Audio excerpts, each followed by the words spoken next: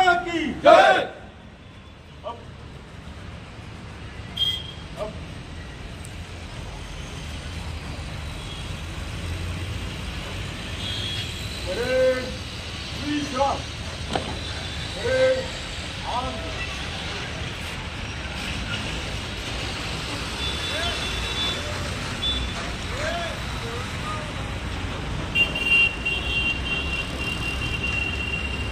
Cover काढ ना, photo काढ, मी देतो ना फोटो।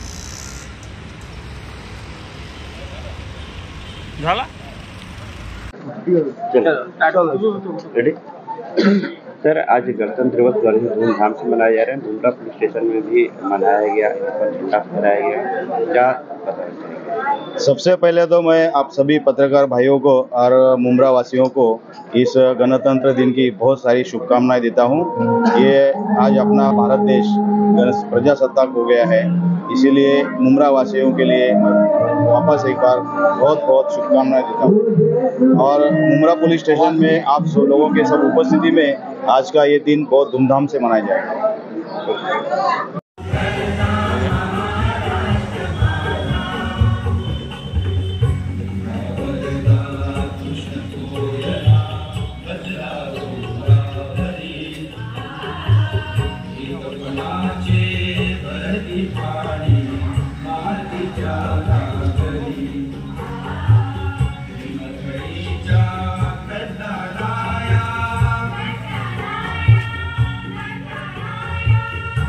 जय हिंद, जय महाराष्ट्र।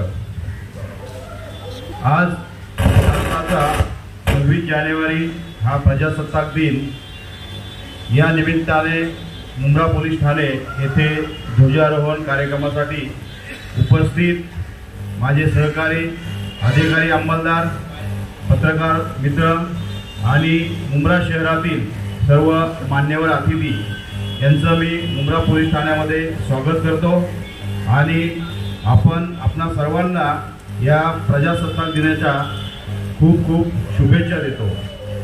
या कार्यक्रमासाठी आपण आवर्जून उपस्थित राहिला त्याबद्दल मी सर्वांचे आभारी आहे। आणि यानंतर आपणा सर्वांसाठी अल्पोपहाराची व्यवस्था केलेली आहे। त्याचप्रमाणे मुंब्रा शहरामध्ये आम्ही जेव्हा इथे 1 वर्षापूर्वी आलो त्यावेळी इन्फ्रास्ट्रक्चर किंवा आम्हाला लॉजिस्टिक सपोर्ट फार महत्त्वाचा होता।